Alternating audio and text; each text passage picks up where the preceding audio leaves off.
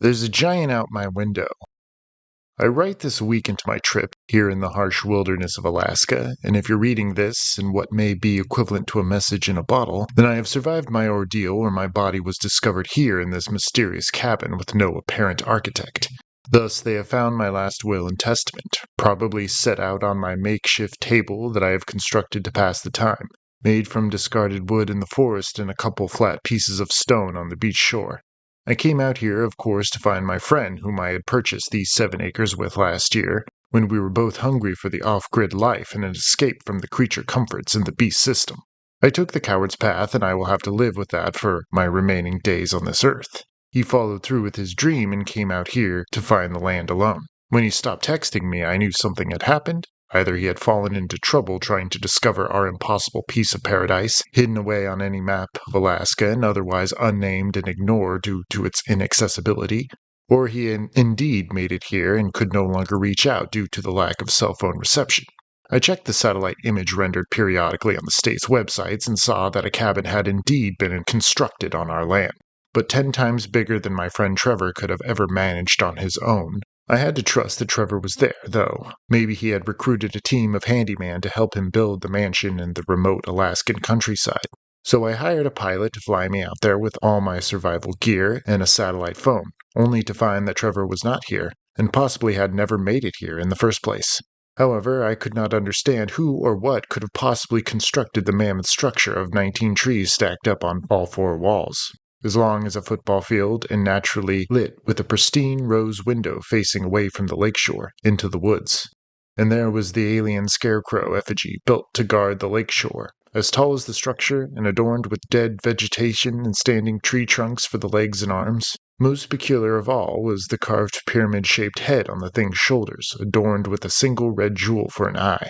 The thing had been large enough to be picked up in the satellite image, of course, but it wasn't until I landed here with my feet in the sand that I was able to measure myself before its terrible size and question its purpose with a sober mind. A week into my stay here, in this comfortable cabin, I cannot begin to fathom what its purpose might be.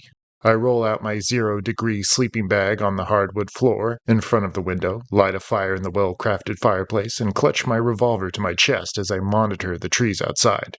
I wait for the true owner or architect of the cabin to come walking out of those woods. I already have an escape route in mind. I discovered a hatch door in the back that accesses an earthen tunnel to the outside. From there I would be facing the lake and would at least have a running start.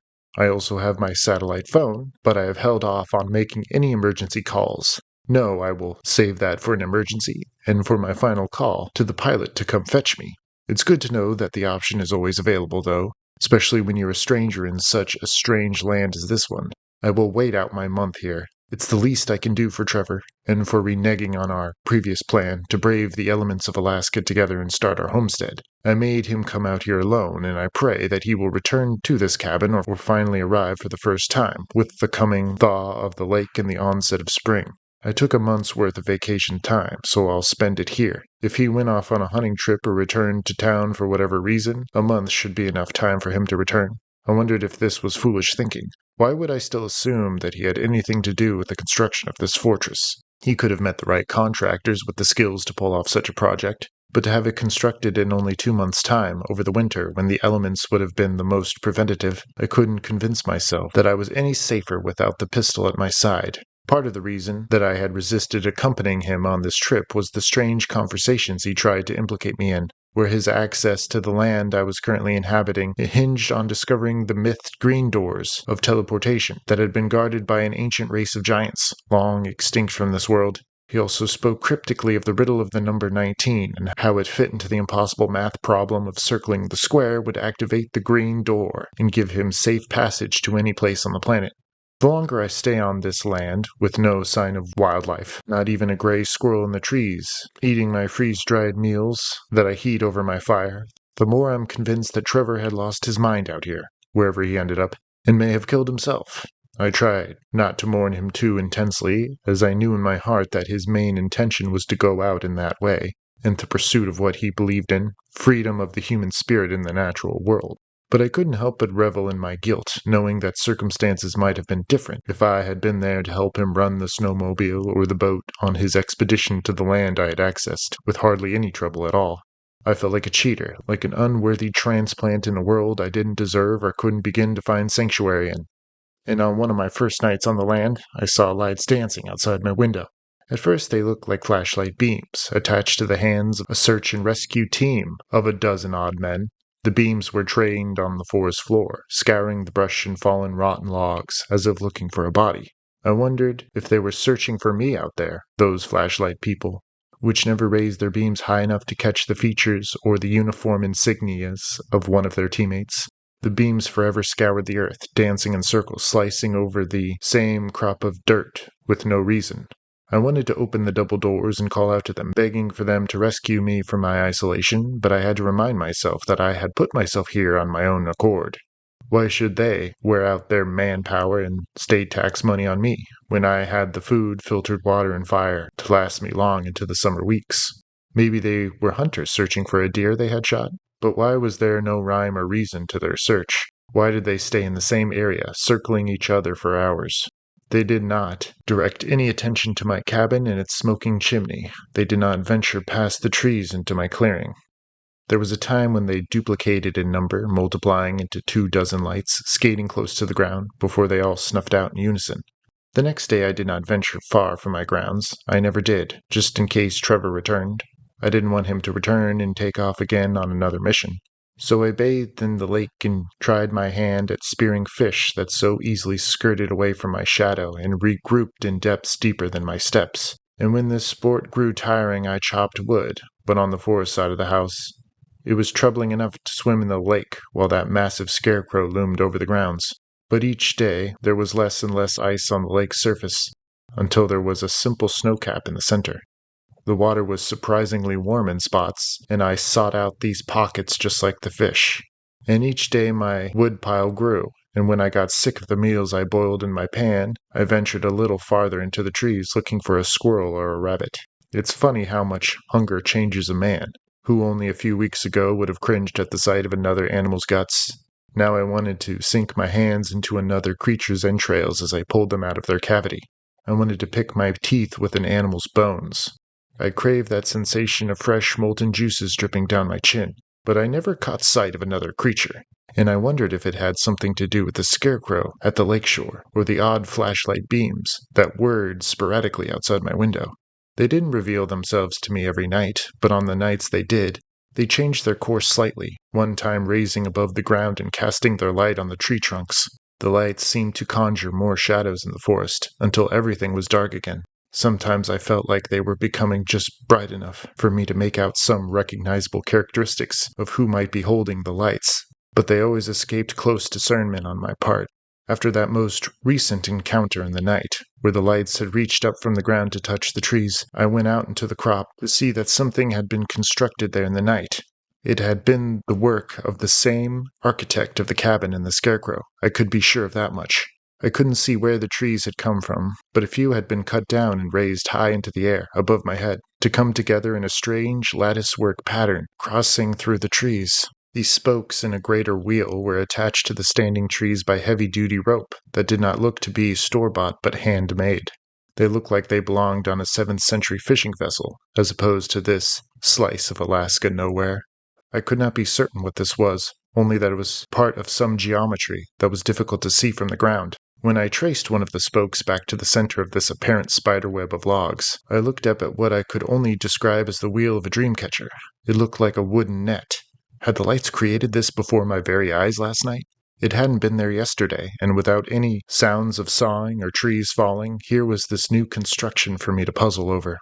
I did not leave the cabin for the rest of the day, but kept my nose pressed to the rose window, and the pistol was never far from my reaching hands. The lights did not return that night, and I pored over some of the materials on my phone that Trevor had sent me through email while he was working at the camp near Anchorage, building cabins for the host, only a few months ago. I had thought the material to be too schizophrenic at the time for me to take seriously, but now, after standing below that alien-made dream catcher in the trees, I was willing to dig into Trevor's reality.